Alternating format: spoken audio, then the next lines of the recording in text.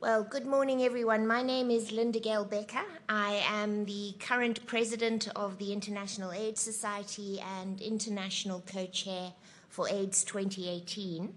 And it's my great pleasure on behalf of Ken and Henry to welcome you all and to open this pre-conference. It is the first time that IAS has held STI 2018. And I thought I would take just a couple of minutes to give you a bit of a background of how we got here and why we're here.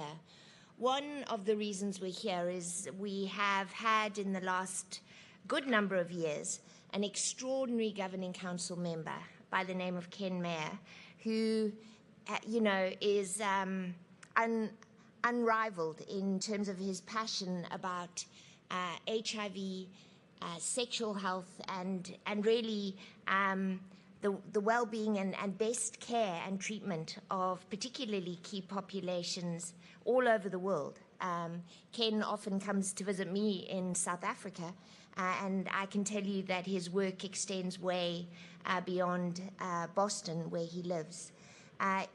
It was his idea some years ago that really it was high time that as an HIV community, we also thought about the fact that often our patients also have sexually transmitted infections, that the two epidemics really run together, and that as such, we should be bringing these two worlds together. And a couple of years before that, we'd had a similar thought around hepatitis and, of course, more recently, tuberculosis. And I want to pay tribute to Marina Klein and Jürgen Rockstra, two other governing council members who sort of really grasped that and have been co-chairing our Coinfections committee, which is where this work has emanated.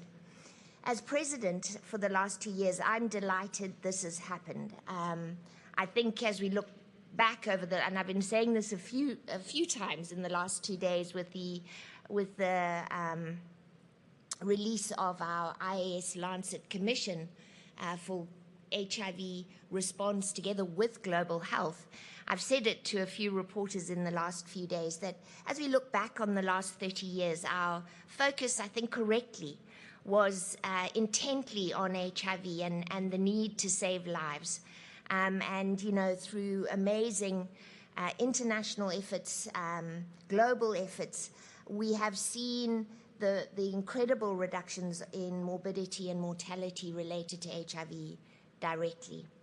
I think as we move into this next era where I think we really do have to be thinking about a sustainable response that does take us through to epidemic control, we kind of have the luxury, if you like, to say how do we position the HIV response now within a much broader context. And it's a kind of dumb moment in a way to say clearly STIs need to be there, and we need to position as much as we position sexual and reproductive health needs of young women as well within this context. So, Ken, tribute to your wonderful vision. I really want to thank you and Henry for coming alongside you as the two co-chairs. I know you've put together an extraordinary program here, so I'm going to shut up because it's a really busy program and I don't want to take any more of your time.